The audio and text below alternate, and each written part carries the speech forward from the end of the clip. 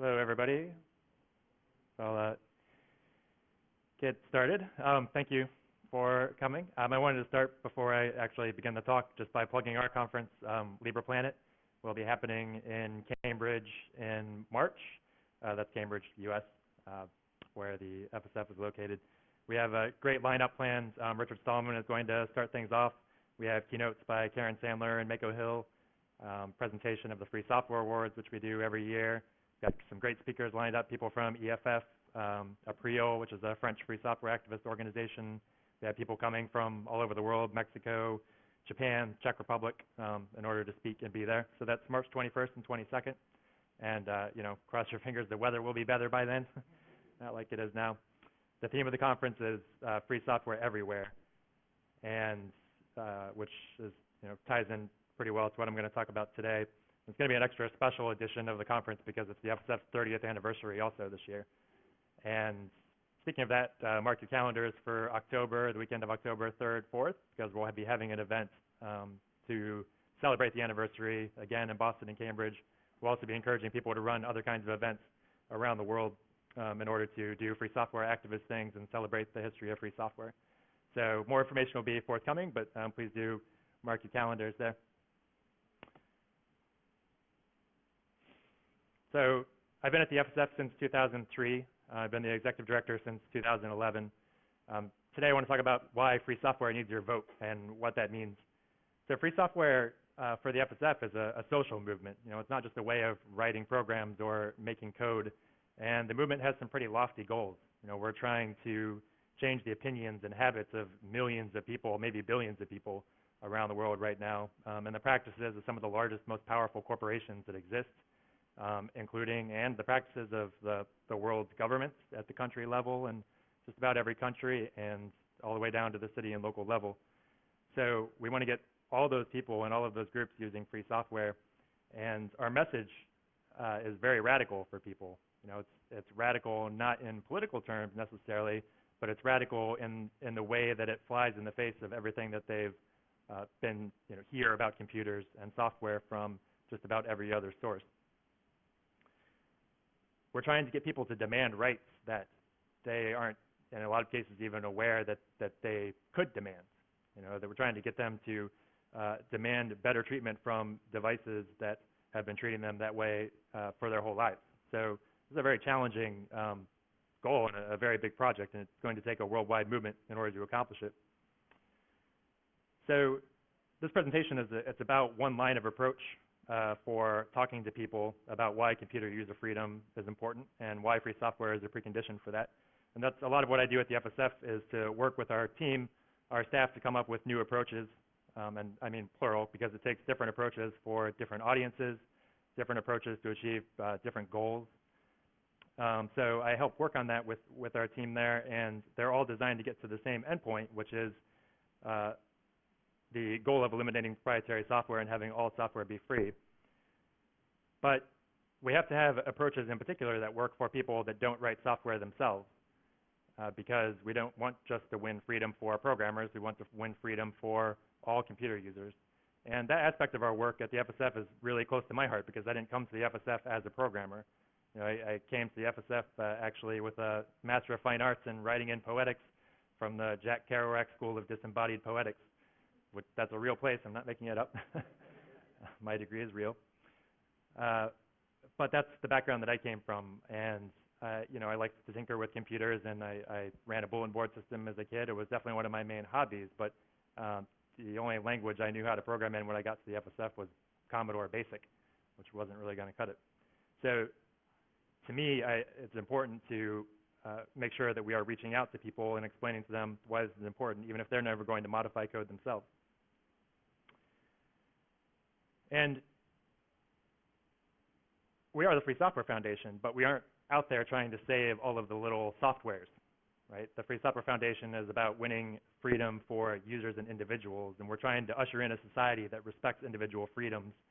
And free software is such an important precondition for that we have a foundation just for it. But we have to keep in mind that the goal here is protection for users, not for the software itself. And I think that's another way that the FSF message differs from a lot of other people and organizations in this space promoting the same kind of software. So what is our message for people who aren't software developers? It's that you should control your computer and rather than your computer controlling you. And that includes identifying what is actually a computer. So that includes identifying, encouraging people to think of their phone as a computer because it is. It's capable of running a lot more software than what they give to you. It makes people, we need to get people to think of their Samsung television as a computer so they can demand the same control over that as they do over their laptop, and they can maybe stop it from recording their personal conversations in their living room while it's trying to receive voice commands. So I chose this topic for this audience because I think that probably a lot of you are developers or at least more technically oriented than the average bear, and you probably want to be able to communicate why you think free software is important to your friends and family who aren't as technical or aren't as interested. So I'm hoping we can do some brainstorming here about that as well, in addition to the approach that I'm going to present. So our goal is to have all computer users be able to do everything they need to do on any computer using only free software. So in the FSF and GNU's ideal world, proprietary software doesn't exist. And that's because free software is necessary to empower users, and proprietary software, while it can enable users to do different things, it doesn't empower users. It provides users different capabilities, but it doesn't provide, the capabilities are defined only by the limits that the proprietary software company sets. If they don't permit you to do something, if they don't permit you to share the software, if they don't permit you to look at the code to see how it works, then it only enables you to do everything you want to do insofar as the proprietary developer agrees with it. So the App Store only allows you to submit applications that Apple agrees with. You can only do things on your iPhone that Apple allows you to do. So that can be confusing sometimes for people to differentiate between actual empowerment and just capability to do something. And as we know, free software sometimes falls a bit behind in the capability to do something category, but it always excels in the empowerment category. So free software is defined by the 4 freedoms. I'm actually here today to announce the 5th freedom. Okay, no, I'm not. But I should probably start putting that in my talk descriptions. I think I might get a lot more acceptances if I started promising that, at least for a little while. So 2 of the freedoms out of the 4 are not like the other 2. Okay, so first we have 2 freedoms that clearly matter for everybody. So we have freedom 0, the freedom to run the program for any purpose. That's pretty easy to explain to people. Everybody wants to be able to run software on their computer to do what they want. That's why they're using the computer in the first place. If Microsoft tried to put code into Office that would not allow you to write the sentence, Microsoft has been found sharing backdoors with the NSA, then people would rebel against that. Your software shouldn't restrict what you do with it. That's a very easy one to explain to people, I find. What's that? They do actually put that in the EULA, like ebook authoring tool that said that you could only, if you use that tool to author an ebook, you could only distribute the ebook through Apple's distribution channel. So they do sneak that stuff into the EULA. And there are usually restrictions on running programs. Most programs say that you can't, reverse engineer them. Proprietary programs say you can't reverse engineer them, which involves a restriction on running the program. So they're out there, but just in terms of explaining to people, it's a pretty easy one for people to grasp. Then we have the freedom to redistribute copies so you can help your neighbor, so you can help your neighbor. That's another one that people are pretty, they'll warm up to it as long as you can convince them that sharing the program doesn't steal bread from the mouths of starving programmers in Africa, right? You just need to be able to convince people that we can still have software in a world where software is freely shareable, that there are programmers in the world who actually want to write software that's then shared in this fashion. As long as you can get over that hurdle, I think everybody who uses a computer, all things being equal, would like to be able to hand a copy of a cool program or send a copy of a cool program to their friends and family. That's something that people would like to be able to do if they thought that it didn't hurt anybody else. But then we have these 2 freedoms which seem to matter only to people who have more knowledge about and interest in computer software. They seem to only matter to people who know what source code is and are inclined to learn how to change it. And beyond that, are so brazen as to want to actually share what they do and make with other people. So these are the ones that we have the most difficulty explaining. The freedom 1, or not going in order, obviously, the freedom to study how the program works and change it so it does your computing as you wish. and freedom 3, the freedom to distribute copies of your modified versions to others. So the challenge here is, why does anybody who does not plan to do either one of those things, like the last thing they want to do on a Saturday afternoon is sit down and look at the source code for the Office suite that they're using, and they have no plans to learn how to make changes to the program, how do we explain why it's still important to demand these freedoms? Well, people can understand pretty easily that the characteristics of free software means that it can, in theory, do a much better job of protecting any individual's interests, even if they're not a programmer. So because of these basic traits of free software, it's really hard to keep malware, backdoors, annoying things existing in free programs. Because if if my version of the Office suite transmitted everything that you typed into it to my house so that I could blackmail you, but that was a free program, then somebody else could just grab the source code, remove the backdoor, and redistribute it, and people would use that version instead. So free software, we can explain that if all of the code in the world were available as free software, then we would be protected against a lot of the abuses that we experience from Microsoft and Apple. We wouldn't have Amazon deleting our books remotely from the Kindle. We wouldn't have Skype sharing conversations with the NSA through a backdoor, because someone would make better versions of those programs. And it's also similar to other freedoms and flexibility that people are used to with other objects. The ability to take your car to a mechanic that you choose, or to evaluate multiple contractors for an improvement to your home instead of just being forced to go with the original builder for your home.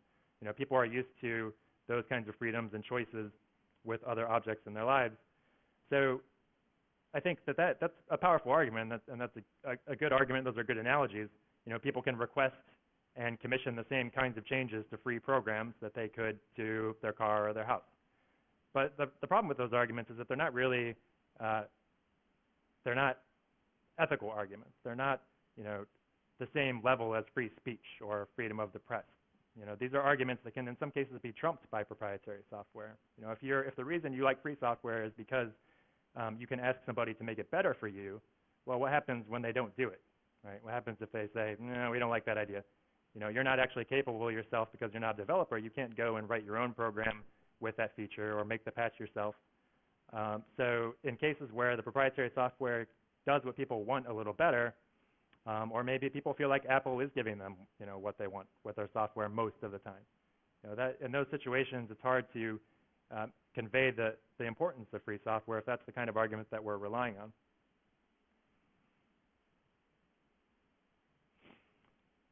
But this dynamic of it being hard to convince people why they should care about modifying things that they're not actually going to ever modify isn't unique to free software. We can see something similar in the right to repair movements that have been going on in the U.S. So people have grown up in history being able to work on their cars themselves, or have their mechanic friend look at their car, or take the car to whatever mechanic that they want. They haven't had to take it to the dealership if they didn't want to. And modern cars have tried to take that ability and that right away. They've made it harder for you to get the diagnostic information from the car computer. They've bolted parts on with fasteners that require machine shop level tools to work with. They've tried to argue that it's illegal for you to access your car's diagnostic computer. So the difference in this case, though, is that the rights to repair movement has a big advantage, that people used to have this freedom and now it's being taken away. Free software, I think, is in a more difficult situation because people have never been used to having this freedom. If you look back at the origins of the free software movement with Richard Stallman, this is kind of what motivated him. There was a culture of sharing code and software on computers, and then companies moved in and tried to start distributing their software on proprietary terms and refused to show other people using the software the code that was making it run. So back then, I think the similar dynamic is why the free software movement got off to a big start. But since then, that's certainly not the world that most people have grown up with when it comes to using computers, and it's getting worse in this way because kids are growing up now using, iPads, and the Commodore was proprietary, but at least you could boot it and start typing programs and learn how to run things on your own computer. With an iPad, you are not allowed to write programs on your own computer unless you register with Apple first and pay some money and get a developer certificate and sign your program and install. It's much more difficult. So people are less used that less than ever used the idea that they should be able to modify and do things on their computers. So this is the repair manual for my beloved 1991 Pontiac Grand Am, the only car I've ever owned. So I had it from the time I was 16 until my early 30s, so like yesterday. So I spent a lot of time with this manual trying to learn how to fix my own car. I got bold enough that I then started to work on my friends' cars. Well, you can kind of see how well that went as my car is loaded up on a tow truck here to be towed away to its final resting place. This wasn't my fault, actually. It was a leak in the windshield, and the car filled up with water, and I didn't notice it for a week. And the inside basically rotted between the water and the sunshine. So I donated it to a public radio station in Boston, WBUR, largely because they started providing their audio stream in Ogg Vorbis at the FSF's request. So I gave them my old crappy car as a thank you. And little known fact, you can actually donate your old crappy car to the FSF. We don't get the car at our office. If you've ever been to downtown Boston, you know that it's really hard to drive a car anywhere near the FSF office. But there's an intermediary organization that takes the car and sells it and then donates the funds to us. And this happens probably about, I don't know, I think we get one car a year. Pretty cool. So I want to pause here and ask, can I get a show of hands? So these kids are taking the pin it thing, I think, the wrong way. But how many of you have modified a program or written a program sometime in the last year? Okay, so a good number of people that have at least, poked at some code. How many of you of everybody, have ever convinced somebody to use GNU Linux or otherwise support free software ideals? Successfully, yeah. Not just badgered people until they told you to go away. Yeah. Great. Does anybody want to share any stories about how they managed to do it in short description of what approach, what argument works?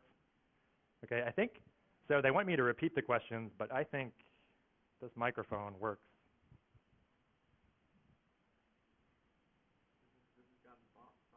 There we go. This is a sappy love story Uh-huh. of how this guy and I met in college, and right at the beginning of our relationship with R2 Link, he got into Linux, Mm-hmm. and that was also when my old iBook was about to have its support rolled back, and so he ended up putting Linux on it for me, Mm-hmm. so that I could keep using it, and my computer kept working, and we kept hanging out, and now we're married, and we Oh. have a completely free software and almost all free hardware household now. That's fantastic. We're very happy. So that's great. So the thing that worked there, other than love, was that something that you were on a sort of a treadmill that you didn't want to be on anymore. The proprietary software company was going to do something, was going to force something on you that you didn't want to happen, so you got off the treadmill. I think that's a great. I've seen that approach work in many cases too.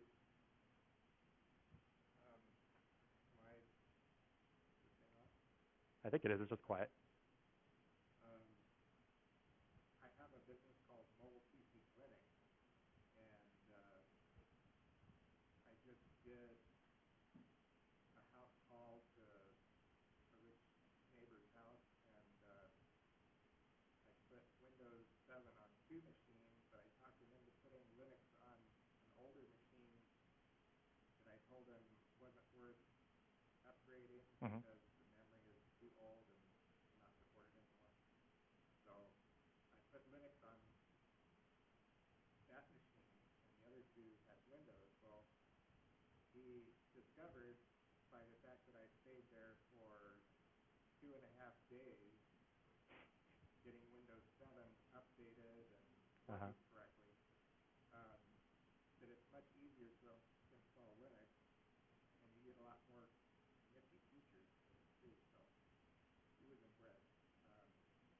A lot of people that I service end up using Linux simply because they only need word processing, email, and internet. Right. So they end up finding out that it's much more secure. There's no viruses to worry about.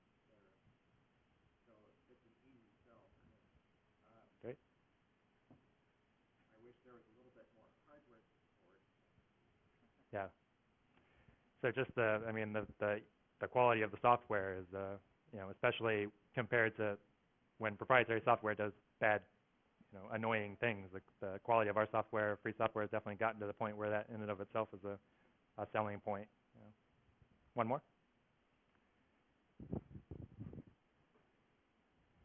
So I worked for a large company pulling reports, large data sets for some PCs and statistics to go through and test how our products were working. Mm-hmm. And they would then in turn write reports and give and go to conferences and have these 20 and 50-page printouts that they would use. And they would start printing something out, and they would find out, halfway through that there was an error in the printout, and they would have to go fix it and do it and print the thing again and wait hours for the printer. And I was like, well, why don't you just print the PDF and look at the PDF and figure out if it's got the font you want and all the pages Mm-hmm. line up? And they looked at me funny. So I'm like, you could do that, right? And it turns out they were not using Linux as their base or the Linux as their base. So I showed them PDF Creator. So the one guy PDF Creator, he then spent the next 2 days going through and installing it on everybody else's computer in the company. Like he found this new toy. He was a kid in the candy store. Yeah. And I saved our company thousands and thousands of dollars of staff hours waiting for these printouts and redoing this stuff so where they could pull it up, go through and look at it, find the error, fix it, and print the PDF again and turn around. Because we had a capability that had been around for 10 or 15 years at that point. Right. That somebody else still didn't have as part of their base OS. Yeah, it reminds me of Apple with the portable iOS devices. You can get the same presentation application that you can use on OS X, install it on a mobile device, but if it's on the mobile device, you can't connect it to a projector, not because the device won't connect to the projector, but because the software doesn't allow you to project to the projector. So because they want you to buy the desktop version because it costs more money, the laptop version, and use that instead. So yeah, these things that proprietary software just can't do, often because they just don't want to. How long did it take Microsoft Word before it had PDF production support, right? You had to visit all these random websites that were like, convert doc files to PDFs, when we've had the ability to go from a document in an editable format on the computer to a PDF for years. So cool, thanks. I always like hearing those stories to give new ideas for us and just to know, what's actually, it's really hard when you're an advocacy organization to kind of like measure, is it actually working? Are you actually persuading anybody? And so hearing specific examples is really important for that. So one thing that I've been thinking about is the parallels between the two freedoms that I talked about as being sort of for developers only, and the right to vote. And I think that they're similar because just the existence of the option to modify software, for anybody to modify software, to inspect it, to share it, just that potential has an important effect, which if it became the norm, would really radically change the behavior of software companies and the character of software itself, even if most of those people never actually modified any of the code themselves. So with the right to vote, everyone doesn't have to vote in an election in order for the right to vote to have an impact on the character of the government, right? In fact, in the United States, like, most people don't vote, right? What do we have, like 40% or something turnout in lots of elections? Politicians know that there's a potential for people to come out and vote, if they piss them off enough, and that existence of that potential keeps them in check. It's not enough by itself, obviously, hanging chads and whatnot, but it is an important cornerstone foundation of a free society. And I think that if we think about the four freedoms for software, they can work the same way. We don't need everyone actively modifying software in order to deter bad behavior by companies, but we do need everybody to have the right to modify that software, to have that potential. The fact that any given person around the world could step up and remove a backdoor that's installed by Microsoft and redistribute that software would be a really powerful check against the unethical control of individuals through technology. And in some ways, it's even, with the right to vote, you have to persuade a majority of people to do something, to vote with you. But when it comes to free software, we don't need a majority, right? We just need individuals to be guaranteed that right, because any individual can grab any free program and make a change to it themselves and share it with everybody else. So in some ways, it's even, within its problem area. Obviously, we're not going to compare free software to like suffrage movements and stopping people from getting killed because of dictatorships. But within its own domain, those freedoms are more powerful for improving the quality of software and for stopping unethical behavior by companies through software than the right to vote is to controlling what governments do. This picture, by the way, was drawn with Blender, which is an awesome 3D animation software.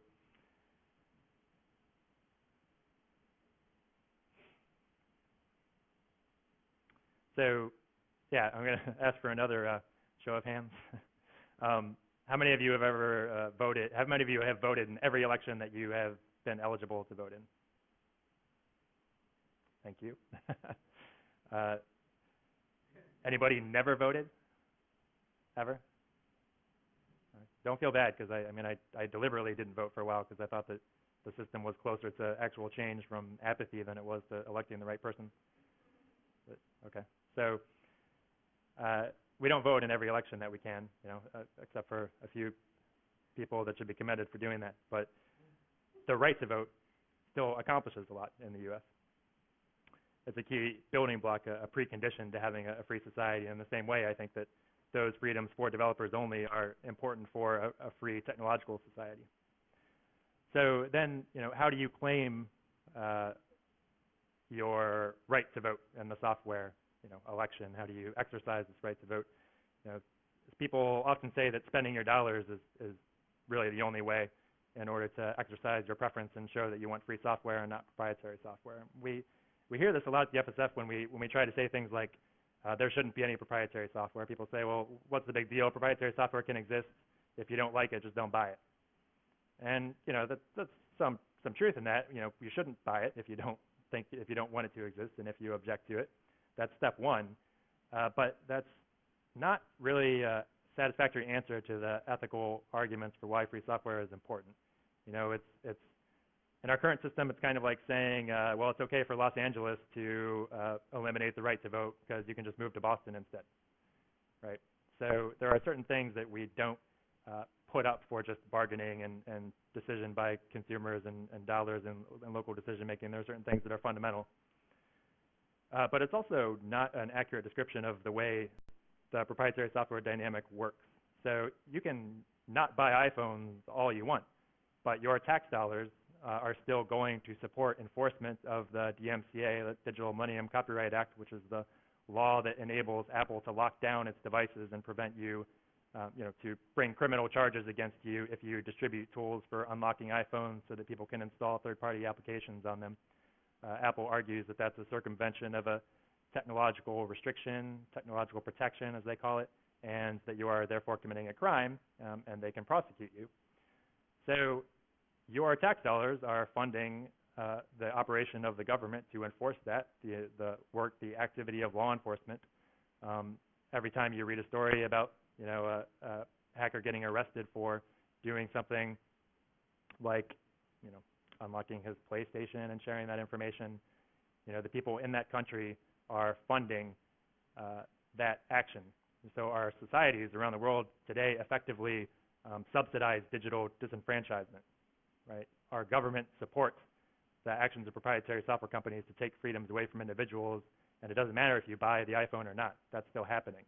So this is about more than just not buying things. It's about actually taking action, being an activist, an advocate to remove the laws that subsidize that disenfranchisement and demand free software. So if just not buying proprietary software isn't enough, then what does our free software get out the vote campaign look like? Well, I think it starts with we have to help people identify what things are free. That's not easy to do. You need to look at the EULA for the program, the copyright license. You might have to look at patents that apply to the software. or patent claims about the software. That's a lot to expect anybody to do as an individual. So we need to help provide, if we want people who aren't programmers to support the free software movement, we need to make it easy for them to figure out what software is good for them to use and what software isn't good for them to use. We need to have effective explanations of why this is important, that people actually want to listen to and that work. We need to identify, I'm missing a word there, what hardware is compatible with free software. So when they go to buy a computer, they know which one to get. And we need to provide the software that does what people need. Like multiple of these stories had to do with victory, a success where the quality of the software was important. And that's a good conversation opener, if nothing else, to be able to show people a program that does what they need. And it's also part of just convincing people that a free world is actually possible, that all programs won't disappear if we freely share them. Programmers won't starve. In fact, we've been doing this thing for a while, and it's produced this great software.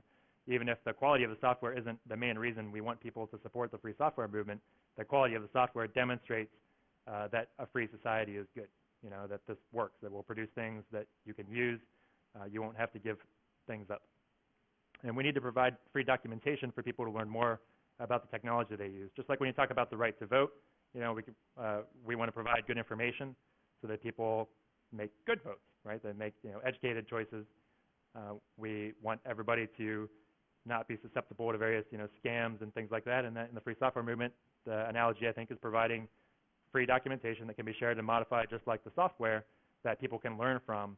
So maybe they don't want to be a full-time programmer, but they do want to learn a little bit about how this one program that they use works. Like to the extent that I do any program these days, it's to make very small changes in things that I use. And that's one end of the spectrum. And the other end of the spectrum is being full-time, making this your profession. We want to help get that information out there so people, if they choose to, can become more literate, more understanding about the technology that they use. So for the first thing, helping people identify what's free, we have some logos at the FSF available for this. Here's one for the AGPL, which is a free software license. But we need more logos. We need better logos. We need simpler ones that aren't about just a license, what specific license the software is distributed under. Something that you could put on your page that says this program is free software. Pretty simple. We're going to hopefully be able to get some nice designs for that done. But if you are a graphic artist and want to work on a project like this, that would be awesome. For effective explanations that people actually want to sit through, that's an area where the FSF has been putting in more effort than we have in the past, going beyond just text on a page to explore some other avenues for explaining free software. This is a video that we did working with a company called Urchin back in December. And they're awesome. They do 3D animations that are really fantastic looking, and they use all free software to do it. So we were able to not only get a good video out of this, but also support the work of people that are kind of practicing the freedoms that we want everybody to have. Have people seen the video? Anybody? Yeah. I think it's only less than 3 minutes long. I think I'm just going to go ahead and play it since not very many people have seen it. And in doing so, hopefully not break everything else about this presentation.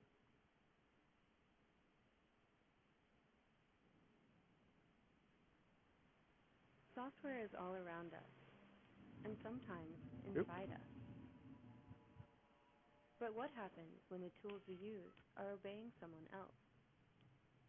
A tool you control serves your interests, but if someone else controls it, they serve their own. When you can examine tools to see how they work, Please hold. you're able to... Yeah, I know. That's, full screen and multiple monitors is an interesting combination. But up. Software is all around us, and sometimes inside us. But what happens when the tools we use are obeying someone else? A tool you control serves your interests, but if someone else controls it, they serve their own. When you can examine tools to see how they work, you're able to learn about them. All right. Even modify them to work differently or better. When I'm you not can going share to a tool and its changes, mess help with this others, anymore and in since turn, it's they not help doing you. what I want. But you get a sense of In the fact, video this is how early without computers hearing the started. audio. It's pretty Everyone professional can looking, see you a know, it's program's very code, and high people quality, create it's their work attention freely grabbing. to drive its It's goals. the kind of thing we want to do a lot more of if we can get the resources to do it. Every So it's on the front user page of has a potential fsf.org right now. offer. I encourage you to go, you know, spend But when 3 minutes companies after this begin to presentation to lock watch it. source code away, it stops being It's like possible to mesmerizing. I like duplicate watching it. or even to know what the code was doing. And it's just, you know, trying to make some basic points about the In importance response, of hackers sharing formed and the GNU collaboration Project to to create a producing computer system designed cultural to works inspect and protecting people's freedom, especially against things like surveillance.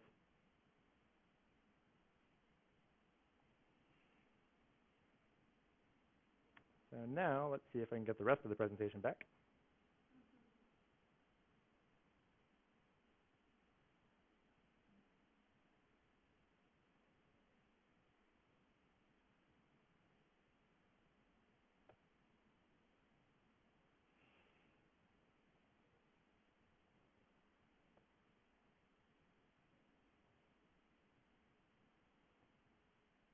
Uh-huh.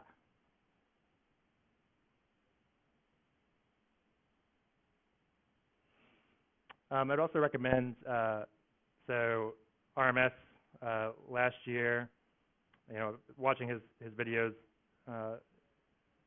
all of his talks on audio-video.canu.org is a great place to start anyway, but he did one particular talk last year for TEDx, which I think was particularly successful. It's about 20 minutes or so, so longer than 3 minutes, but still, you know, not too long for people to watch if they get a little bit interested and want to learn more about the topic. And he's got some nice visual slides and aids to go along with his presentation. So that's another good one to check out if you're looking for materials to introduce people to this. And that's, if you just go to fsf.org and click on About and then the What is Free Software page, and we have it embedded there. In general, we're trying to make that page look a bit, you know, nicer and more appealing as a place where people can point to that's not the full free software definition proper. And then we need the hardware. You know, we need to mark what hardware is compatible with a fully free system.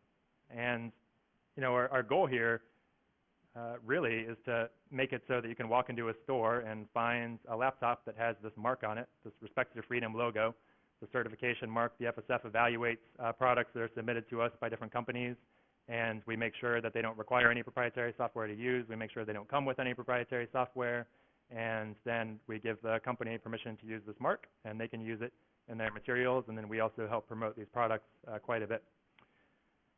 So we want people to be able to walk into a store and find hardware, you know, accessories, laptops, you know, mobile devices, and everything that has this mark on it. And that way people don't have to, it's a lot of work. I mean, we need more people at the FSF focusing on this because we're a bottleneck right now. We have more devices submitted to us than we've been able to review so far, because to test, go through all of the parts of laptop, you know, to make sure that there's nothing proprietary there, it takes quite a bit of time. And you know, oftentimes we do find a little something, and then we need to work with a company. They've submitted it to us. They want to meet the criteria if they can. So the back and forth in order to get them to fix anything that we do find also takes time. So you certainly can't expect someone who wants to purchase a computer in the store to do all that work themselves. We need to make it easy for them to support us. Yeah. Question?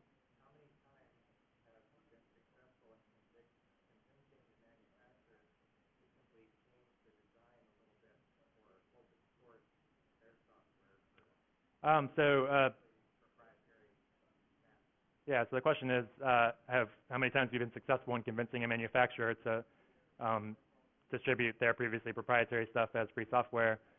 One example I can think of with Chris here from ThinkPenguin was the work with Atheros to get the proprietary blob for one of their Wi-Fi cards actually released as free software. So they had a chipset which required a proprietary blob, and some of the engineers at Atheros were interested in releasing it as a free product, as free software, and Chris helped them do that. And so the FSF didn't do that directly, but that was a result of, related to, I think, our endorsement program. And then ThinkPenguin started selling the resulting Wi-Fi device, and we were able to endorse that with our mark. So, you know, it's not having the impact that we want it to yet by any means, but we are seeing those signs of hope. And, you know, as we build momentum for this, as there are more devices out there, then it becomes more of a thing that manufacturers might want to pay attention to, because if people are familiar with the mark and looking for it, then they'll be more likely to be interested in meeting the criteria. So just to run through some of the products that we've certified under this, we have a few models of the Lulzbot, which is a 3D printer that meets the respect for freedom criteria. The X60, as sold by Glug in the UK, has even the BIOS replaced with Libre Boots, which is free software. So a typical laptop or ThinkPad has proprietary boot level firmware. So even if you run a fully free operating system like Triskel or something like that, you still have non-free software running below the operating system. The laptop from Glug actually removes that as well and gives you a fully free system. These are a couple of Wi-Fi devices like I was just talking about that you can get from ThinkPenguin.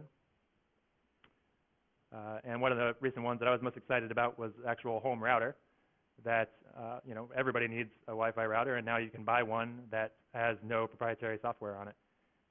This is something that's been possible for a long time, but nobody's done it. So I'm really excited that now you can buy one. My mom needed a new router over Christmas.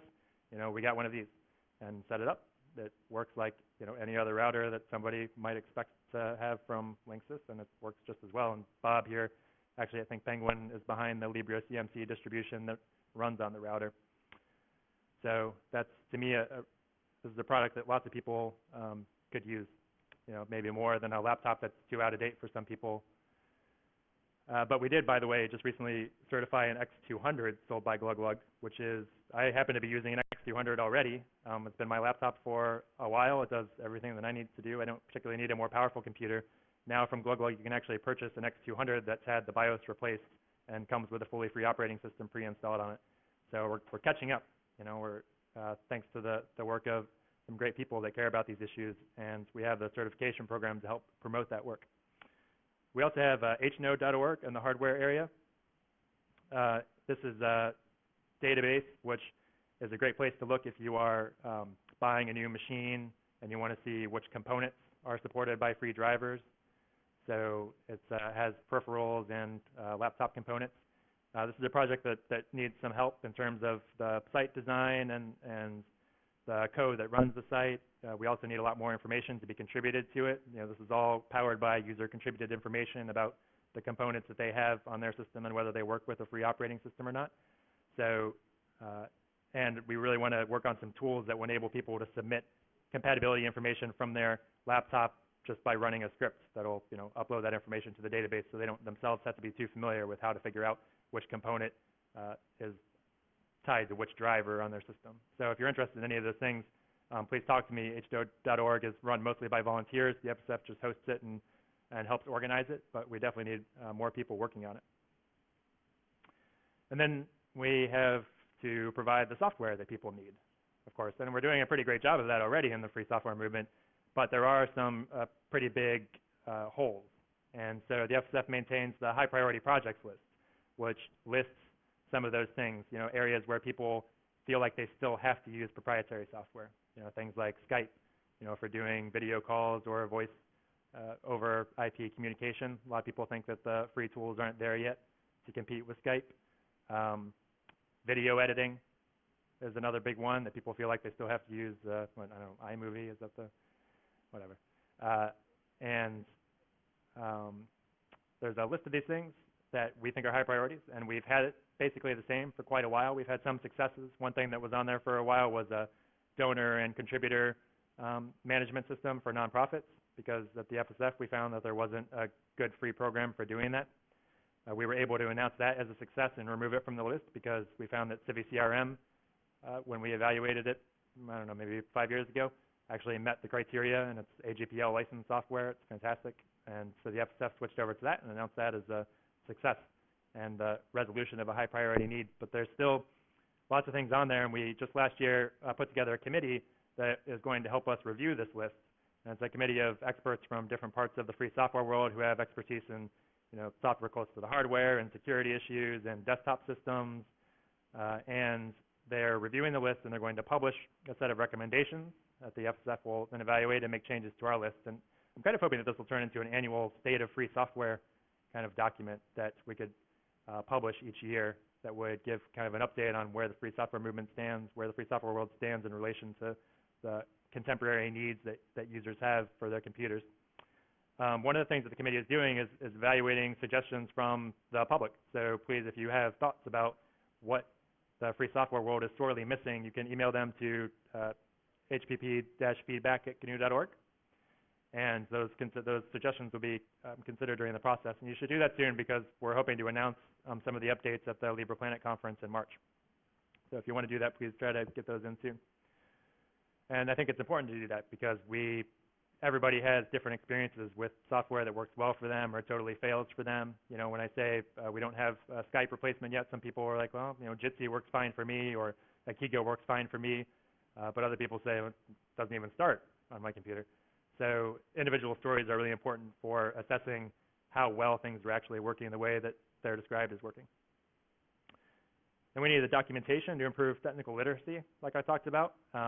One effort that the FSF did several years ago at LibrePlanet in conjunction with FLOSS Manuals, which is an awesome organization that helps basically crowdsource, collaborate to produce new free documentation for free software. We worked with them to produce this book called Introduction to the Command Line that you can get at shop.fsf.org. And it's just what it says. It's a tutorial for people that are just getting started, want to learn a little bit how to use the shell. Or if you want, you can buy this from Amazon for $105.36 plus shipping. I have no idea why it's that expensive, but that is the cheapest price for it new on Amazon.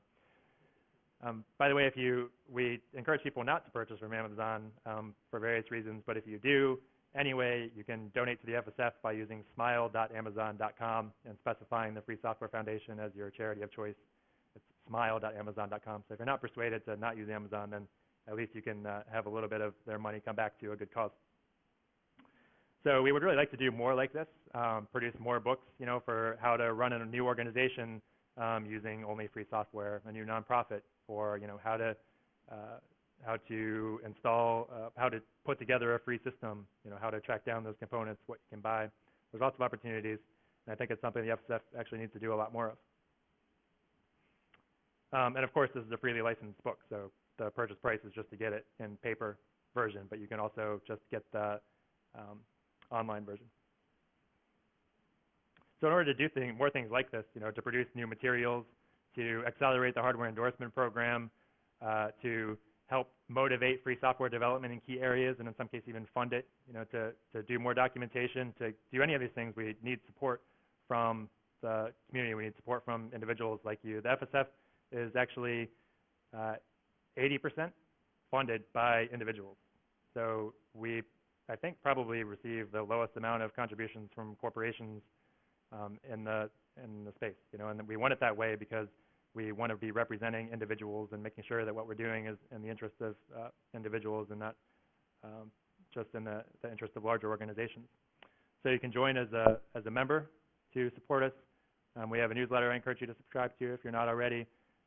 And while I just said that we are proud of being funded primarily by individuals, we of course would welcome additional funding from your employers. You know, if your employer uses free software, then encourage them to check out our patron program and consider donating to the FSF and put them in touch with me. I would also, you know, love to go on the road and show up to your workplace and give a little presentation in your conference room if you ever have guest speakers, that sort of thing. And the last thing here is Reddit is having some kind of vote right now for charities that they're going to donate 10% of their ad revenue for. I don't think this is over yet, but I think it's about to end if it hasn't already. So if you're a Reddit user already, please, you know, log in and cast a vote for us. So I just wanted to put that strategy out there of explaining the importance of free software by comparing it to things like the right to vote, that we don't all have to modify code in order for that ability to have a powerful impact and to be a catalyst for major changes in society in terms of the way software is distributed and used. And then I tried to walk through, you know, some of the things that the FSF does specifically in order to essentially run a get out the vote campaign and actually make that possible, make that a reality. So we'd love to hear any suggestions from you all. We have still a few minutes to ask questions or discuss these things. On my business card, it says intellectual property is an oxymoron. Uh-huh. And there's a reason why I say that. It's not on the business card, but I made a T-shirt that says the same thing. And on the back side of the T-shirt it says, even the most original ideas are gifts from God. Hmm. So it's the intellectual property. The statement was intellectual property is an oxymoron because ideas come from God, or ideas come, if not from, if you don't believe in that, ideas come from other places that aren't you. That's one. The FSF is very careful to not be Republican or Democrat or Libertarian because we think that free software is a foundation for any kind of advocacy work whatsoever, no matter what your specific positions are. And I think that one example of a lot of people who are on the conservative side of the political spectrum support free software because the regulations, which are grouped under the misnomer intellectual property, things like copyrights, patents, those are like artificial creations by the government, essentially. Those aren't real things. Those are categories of property, categories of stuff to be treated like property that's just manufactured by the government. And free software is a way to take things back to a true market in that way. And that's one reason conservatives often support us.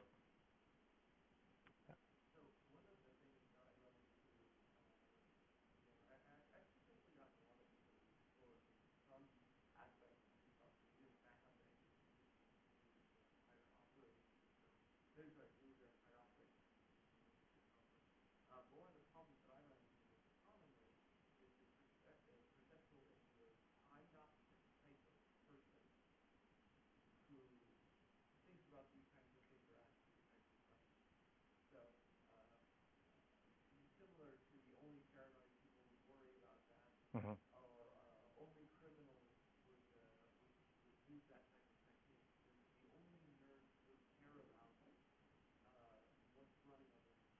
Yeah.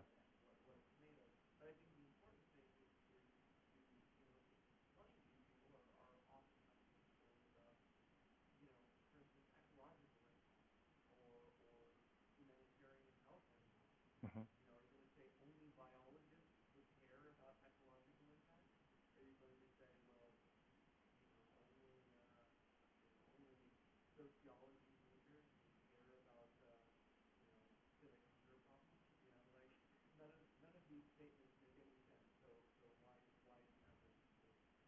Yeah.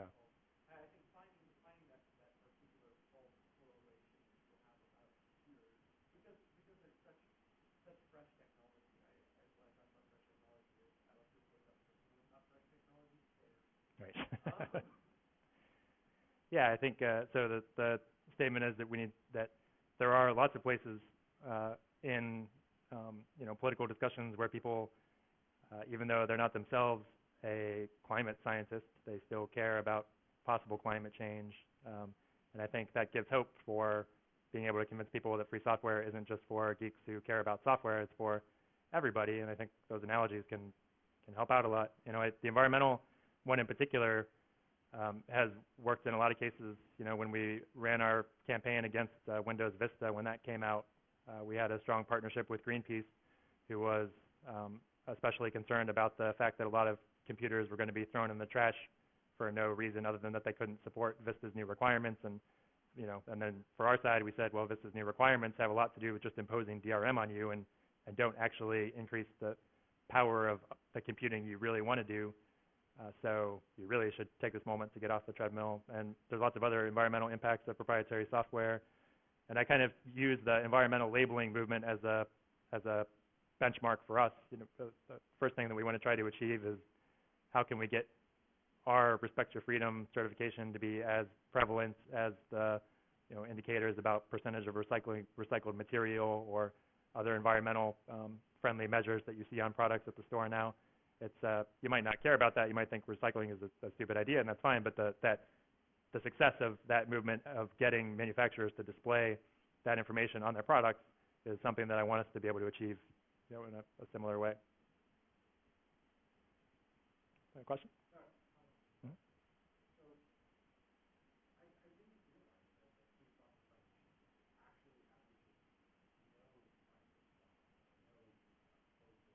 Uh-huh.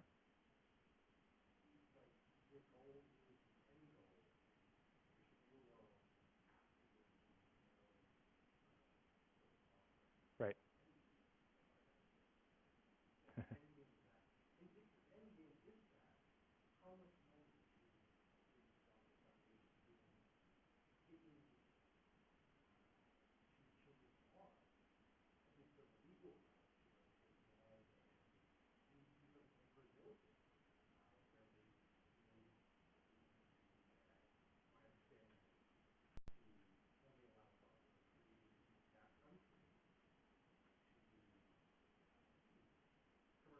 Mhm.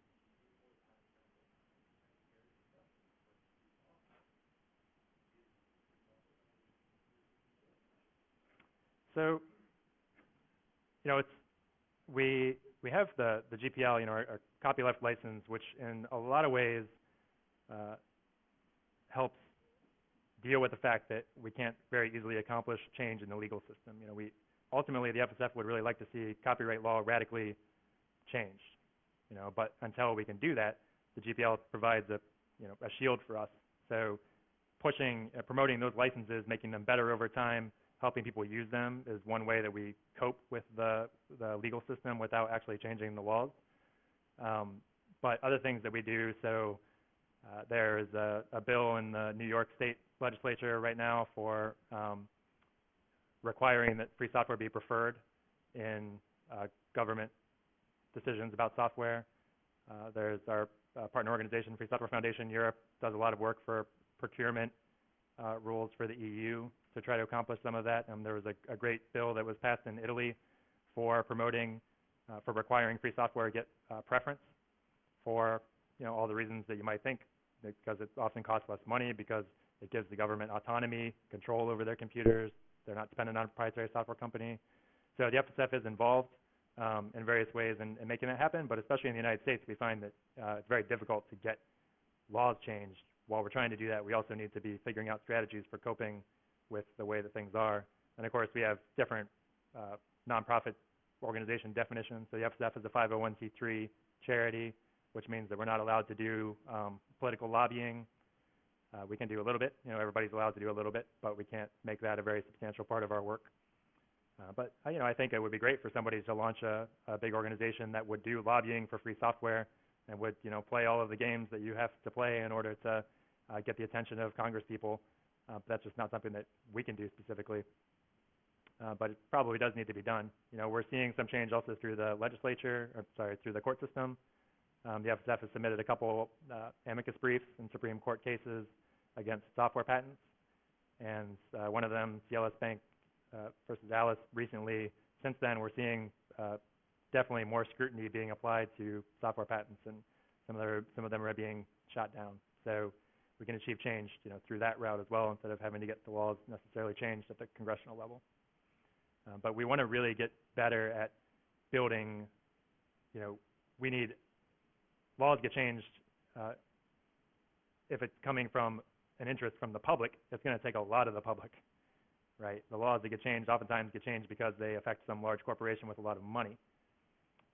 We don't necessarily have that, although we think lots of corporations should join us in order to get laws passed for free software. But we want to focus on changing the public attitude towards software, and then hope that that leads to more pressure for change on places like Congress. So I think that's 2:30.